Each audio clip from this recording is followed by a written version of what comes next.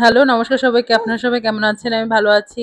আজকে আপনাদের সাথে শেয়ার করছি নতুন একটি ভিডিও। তো জন্মাষ্টমীর ভিডিওটা আমি গতকালকে আপলোড করতে পারিনি, কারণ আমার ফোনটা হঠাৎ করে নষ্ট হয়ে গেছে। তো এজন্যই কালকে কোনো ভিডিওই আপলোড করতে পারিনি, কোনো পোস্টও করতে পারিনি, কিছুই করতে পারিনি। তো সেজন্য আপনাদের সবার কাছে আমি অনেক, অনেক দুঃখিত যে কালকে আপনাদের সাথে আমি কিছুই ভগবানের শেয়ার করতে পারিনি। তো কেউ আপনারা আমার সাথে রাগ হবেন না, কারণ আমি অসহায় ছিলাম। আমি কালকে কিছুই আপলোড করতে পারিনি, আপনাদেরকে কিছুই দেখাতে পারিনি। তো আজকে এজন্য ফোনটা ঠিক করে আনার পরেই আপনাদের সাথে সবকিছু শেয়ার করছি। আর এই তো প্রথমে আমি ভগবানকে অভিষেক করিয়ে নিচ্ছিলাম। প্রথমে আজকে যেহেতু ভগবানের জন্মতিথি, সেহেতু জন্মতিথিতে অবশ্যই ভগবানকে হলুদ দিয়ে স্নান করাতে হবে, এবং দূর্বা, তুলসী পাতা, ফুল, তারপরে দুধ, ডাবের জল, আর দুধের ভিতরে দিতে হবে অগরু, কর্পূর, তারপরে হলো চন্দন, তারপরে সব তিল, এগুলো দিয়ে, আর মধু, ঘি এগুলোও দিতে হবে দুধের ভিতরে। তারপরে এগুলো দিতে হবে, এগুলো দিয়ে ভগবানকে স্নান করাতে হবে। প্রথমে আমি অবশ্য দধি দিয়ে নিচ্ছি, তারপরে আমি দুধ দিয়ে নেব। আমরা অবশ্য সবাই একসাথে স্নান করেছিলাম, আমি, দিদা, মা, মনুও ছিল, আর মিষ্টুও ছিল। তো এই যে এখন দুধ দিয়ে স্নান করাচ্ছি। তো সবাই মিলে একসাথে ধরেই স্নান করাচ্ছিলাম, কারণ একা একা মানে একজনের পর একজন স্নান করানোটার এত সময় ছিল না।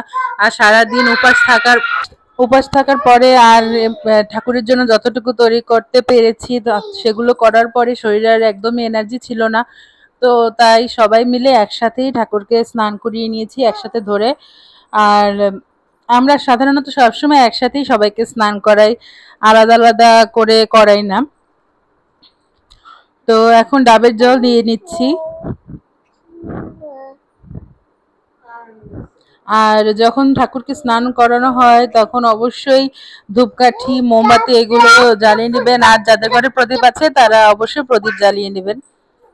তো এইভাবেই আমি আগে সব দুধ, ডাবের জল সবকিছু দিয়ে স্নান করানোর পরে তারপরে আমি ভালো করে একদম জল দিয়ে স্নান করিয়ে গোবিন্দকে সবাইকে মুছিয়ে তারপরে একদম ফ্রেশ করে পোশাক পরিয়ে তারপরে আপনাদের সামনে নিয়ে আসলাম। তো এই তো দেখছেন আমার ঠাকুরকে আমি একদম নতুন পোশাক পরিয়ে সুন্দর করে একদম তাকে সাজিয়ে অঙ্গরাগ করে একদম গহনাগাটি সব পরিয়ে একদম সুন্দর করে সাজিয়ে তার সিংহাসনে বসিয়ে দিয়েছি। তো কাল আমার ফোনটা সেদিনই নষ্ট হয়েছিল, তো জন্মাষ্টমীর দিন। আর আমি সেদিন আমার ফোন থেকে ভিডিও করতে পারিনি, মার ফোন থেকে ভিডিও করেছিলাম।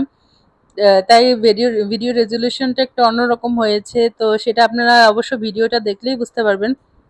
আর ঠাকুরকে অনেক সুন্দর লাগছিল দেখতে। আর এই যে এখন মা আরতি করছে,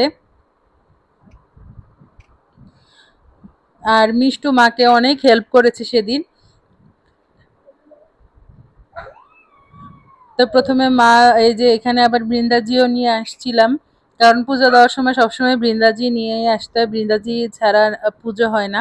তো প্রথমে মা ধূপকাঠি দিয়ে আরতি করলো, তারপরে এখন কর্পূর দিয়ে আরতি করছে। আর জন্মাষ্টমীর দিন অবশ্যই পঞ্চপ্রদীপ, কর্পূর সবকিছু দিয়ে আরতি করতে হবে ভগবানকে।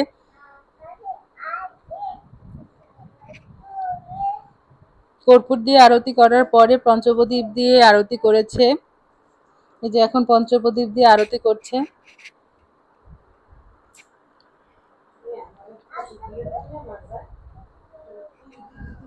পঞ্চপ্রদীপ দিয়ে আরতি করার পরে শঙ্খ, তারপরে মুখ মোছাবে, তারপরে হলো গিয়ে প্রথমে চামর দিয়ে আরতি করবে, তারপরে হলো গিয়ে ময়ূর পাখা দিয়ে। তো সবকিছু দিয়ে মা সুন্দর করে একের পর এক আরতি করে নিচ্ছে। আর সাথে হরে কৃষ্ণ কীর্তন করছিলাম আমরা সবাই, আমি, দিদা, মা সবাই একসাথে বসে ঠাকুরের হরে কৃষ্ণ কীর্তন করছিলাম। আর এই যে এখন ফুল দিয়ে আরতি করছে। আর খুবই ভালো লাগছিল ওই সময়টা। আর মনটা একটু খারাপ ছিল, ফোনটা নষ্ট ছিল।